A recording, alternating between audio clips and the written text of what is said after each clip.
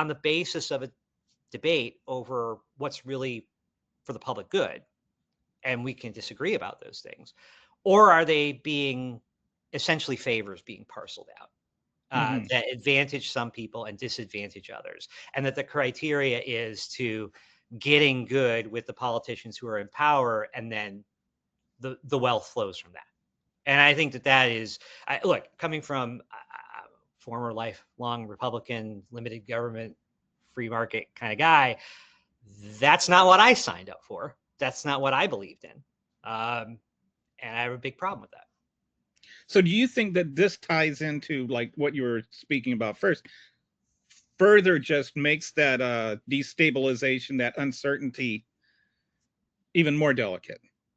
Because you don't know who's going to piss off Donald Trump from one day to the next, and then the social media comes out, and this thing that he just yesterday he was praising, this person, and today he's persona non grata, and his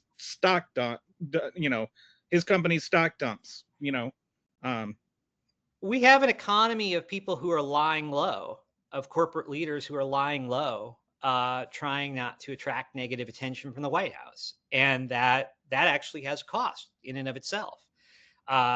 It's funny because, again, I'm reminded of my experiences in China, and one of the criticisms that I always had of the way that Xi Jinping was managing the economy was he was so tight-fisted in terms of political control that he ended up suppressing any kind of initiative, either policy-wise or even within the private sector, because you always wanted to check and make sure you were good with the government before you did anything.